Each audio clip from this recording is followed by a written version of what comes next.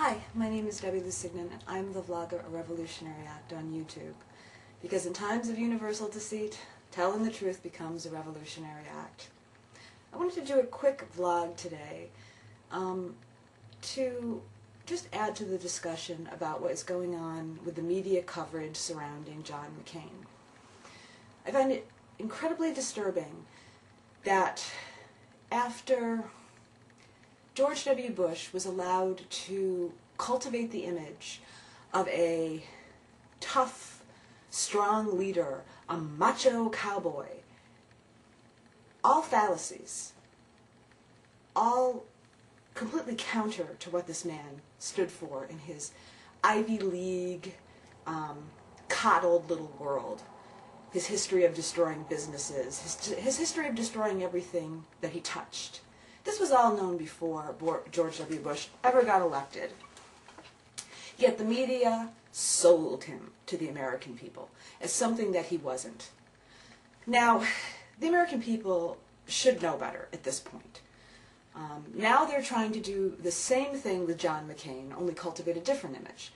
The straight-talking maverick, the foreign policy expert. That is a load of BS. It is not true. John McCain is running as George W. Bush III. If you look at his foreign policies, if you look at his domestic policies, if you look at his war policies, he is not only running as George W. Bush III, he is proposing expanding a lot of the things that have failed us. The tax cuts, which now everybody knows we're in a recession. Some financial experts believe we're going to fall into a depression. McCain wants to make those permanent and expand them. Policies that don't work, that we know don't work. If you look at his voting record, this man is not a moderate. This man is an ultra-conservative.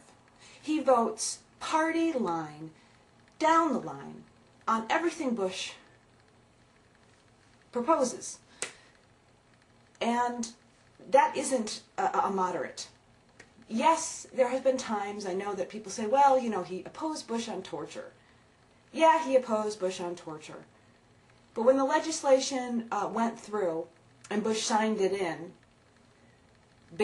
supposedly banning torture, but putting in a statement that he could override that rule, McCain said, I trust the president to do what's right. He trusts the president to do what's right. Yeah. And then he voted no on the bill to ban waterboarding. He voted no on it. This man, who was a Vietnam veteran, who was captured and tortured and given he gave false statements under torture.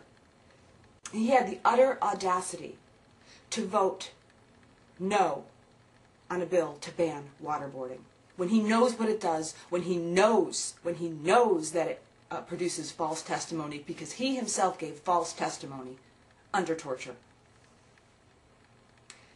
And let's address really quickly the foreign policy expert malarkey, shall we? Even a cursory look. If you go and you type in and you spend 10 minutes on Google, you can debunk all the myths that the media is perpetuating on John McCain. Let's take Iraq. First of all, he not only voted for the 2002 Iraq war resolution, he was a cheerleader of it. He was one of the main proponents of the war. And do not give me this complete line that, oh, we didn't know. We thought there were weapons of mass destruction. We thought there was an Iraq Al-Qaeda connection.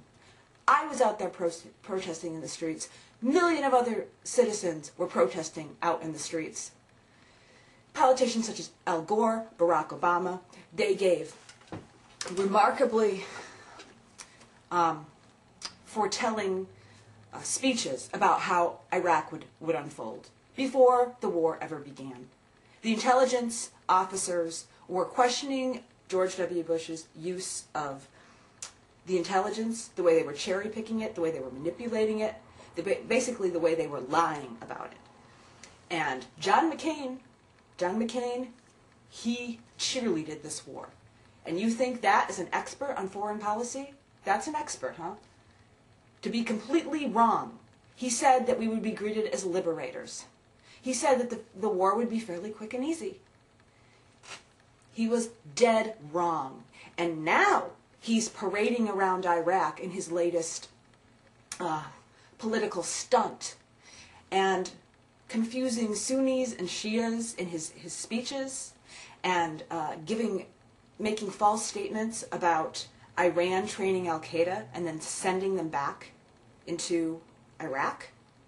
And if people think that's just a slip of the tongue, that he's forgetting, that would be bad enough. I don't know why we would want anybody who would be forgetting such important details, which they should know by heart if they want to be the leader of the free world. And that would be bad enough. But he made those statements 5 times. He repeated them 5 times in a weekend. So that's not a blunder. That is an eerily similar pattern to what we saw preceding the war in Iraq. A pattern of consistent, misleading statements to beat the war drums, to start a war against a nation that poses us no threat.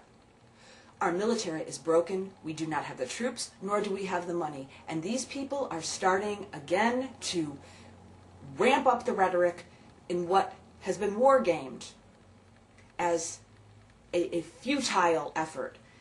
Military wargaming shows there is no military solution in Iran.